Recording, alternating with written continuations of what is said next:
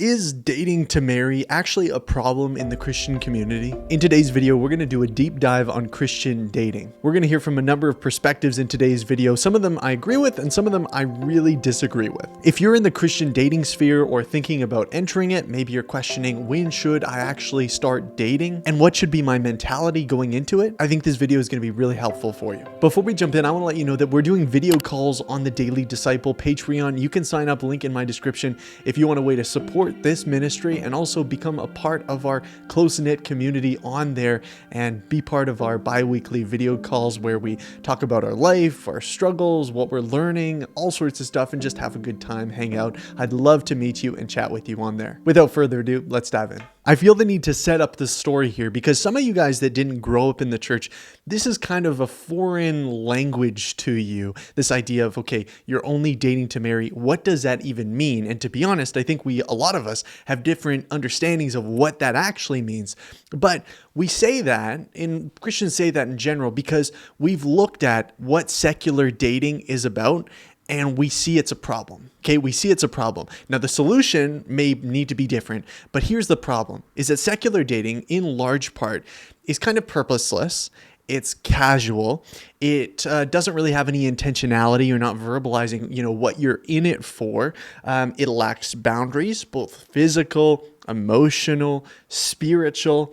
You're not protecting your heart and you're not protecting her heart. Secular dating, when you look at it from the outside and when you participate in it, it's a mess. It's a disaster. It's really about what you can take, what you can get from this person in this moment, some kind of fulfillment or pleasure or connection or status. It's about what this person gives me in this moment.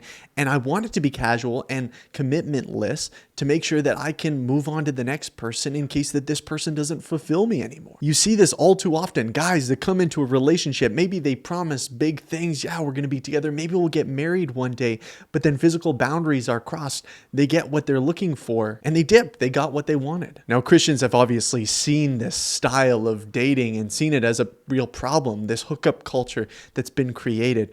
We don't want any part of that. So what's been the solution to this? Well, it's this idea of dating to marry. Now, in the midst of this conversation, we're going to need to get into some definitions here of what you actually mean by dating to marry, because I'm going to pull up a number of videos here and different people have different understandings of what that actually means and what that mentality entails. Now, I'm just going to be totally upfront with you guys about what I mean when I say date to marry. I'm going to pull up some videos in a second of some people that might mean some different things, but what I mean is basically the opposite of what secular dating is. So I read off some characteristics of secular dating and general hookup culture.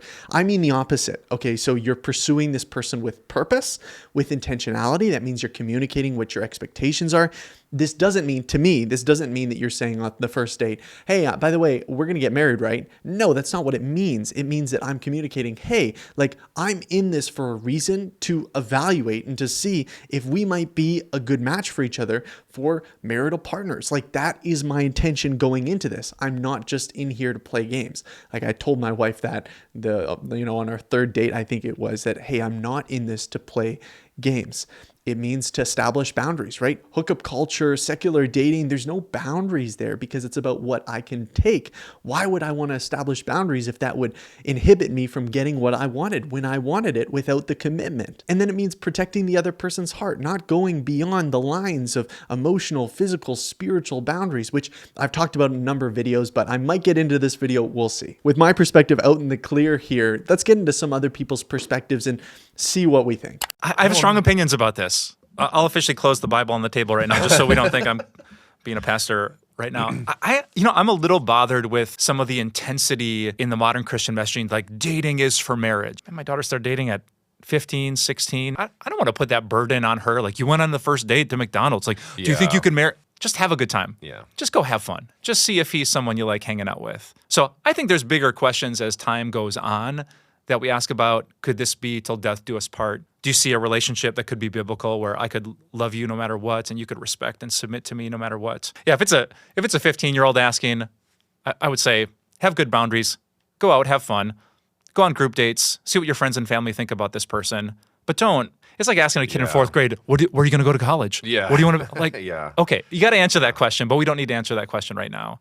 So I think kids, these days especially carry enough weight on their shoulders. So just let them be kids is my personal opinion. This guy genuinely sounds nice enough. I'm sure he's a fine pastor and he's a generally good guy. But I think his perspective here, he's setting up a false dichotomy here. It's this idea that, well, we wouldn't want, teenagers to date for marriage. That makes no sense at all.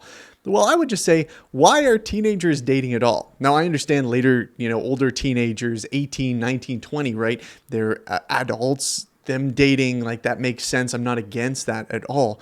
But this idea of a 15-year-old dating, culturally, we've just accepted this as a normal thing, right? And back in the day, 15-year-olds, 16-year-olds, like, they would get married, right? We're talking about biblical times or even olden days. I don't know how far back ago that was more common. Maybe your grandparents, that was the same way. These days, 15-year-olds are not getting married. So him saying, you know what, dating to married for a 15-year-old doesn't make sense. I agree.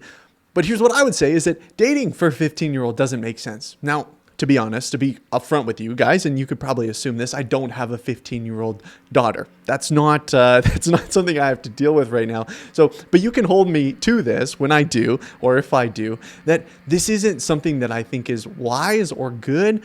It sets up this idea that, okay, you know what, you as a teenager, as a young teenager, it's a necessity for you to get in the practice of dating, get good at dating somehow, as if that's some sort of like good thing. I know for young guys, it'll often be put forward that, when you're 14, 13, 15, it's good to go on dates at that age because you want to know how to treat a young lady. I hear people say that all the time.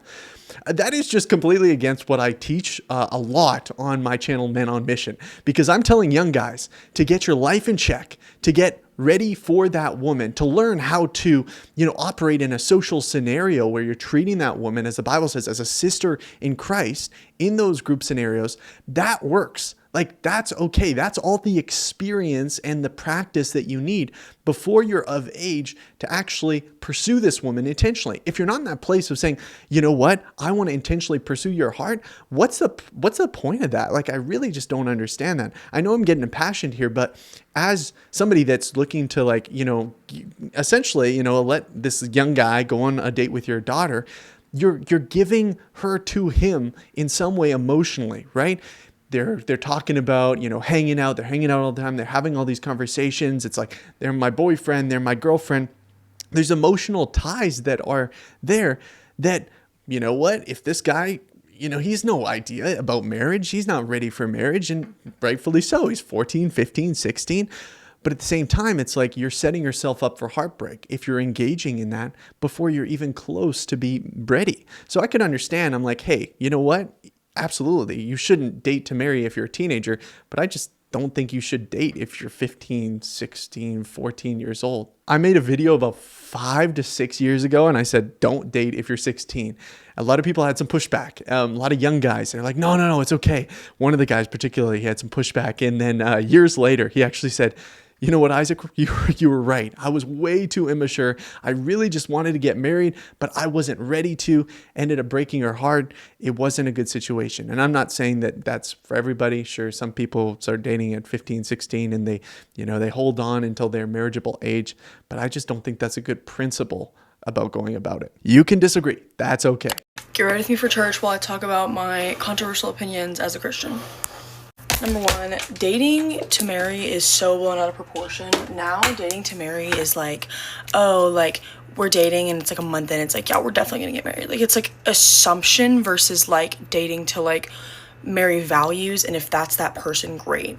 I think this is a fair point. I remember being a 21-year-old and tons of my friends, they had met their spouse, and it seemed like right away, within months of meeting, they were already getting married or they were talking about getting married. And you're like, wow, is this because you're actually, you actually want to get married and you're right for each other? Or is it because there's this pressure that the first person that you date after you graduate, because you're dating for marriage, you have to marry them? Now, I have to be upfront and say, you know what? I have to believe that they were actually right for each other and that it was a good good decision, and it wasn't because of the external pressure that, forced them to just marry this first person that they ended up going on a date with. But I do think, to this young lady's credit, I do think there is some pressure. And this is where I would say the problem with this terminology and where we need to be clear about what we mean about dating for marriage. We're not saying you got to marry the first person that you go on a date with. We're not saying that, first date, second date, you're planning out your wedding, or that you even have the expectation that we're definitely going to get married.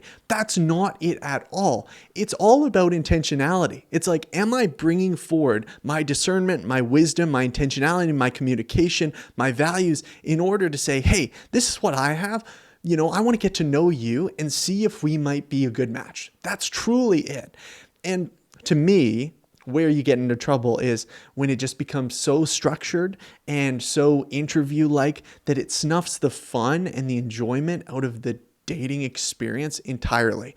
Now, looking back, I would say for sure that with my wife and me, I went in with a lot of intentionality. And at times, I almost made it too formal, too interviewee, but she was really good at breaking that up, about bringing the fun into our relationship, because as much as I wanted to check the boxes, we also just wanted to enjoy being together and getting to know each other. And there's nothing wrong with that. I only date to marry because I'm pursuing a healthy relationship. You're stupid.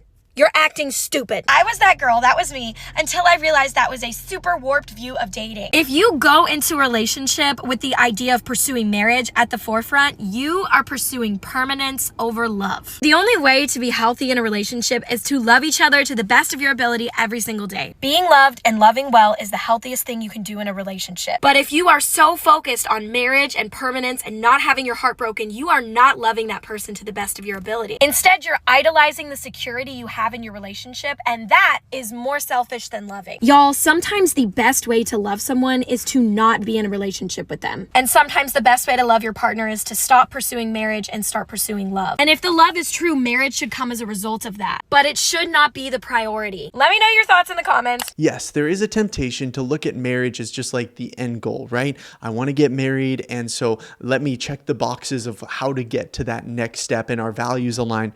Maybe in the midst of this, to her point, you can forget about how I'm loving this person even now in the midst of this process. Now, the thing is, I don't think those things are exclusive. You can go into it with intentionality and, hoping and maybe, searching to see if this is the person for the purpose of marriage, and then also in this moment seeking to love them well. Those things I don't think are exclusive. Now, I think it's a really good question, to her point, to ask, am I seeking a relationship? Am I seeking permanence? Or am I seeking to love this person, right? Am I trying so desperately to hold on to this person because I feel this pressure or I feel this desire to not be lonely? You gotta analyze your own insecurities around a relationship. Like, your own desperation can convince you that you just have to hold on to this person, and maybe it'll cause you to settle for somebody that's actually not even right for you, or maybe they're not following the Lord, or they're just big red flags that are going on because you're like, well, I'm dating for marriage. You're allowing your desperation and insecurities and loneliness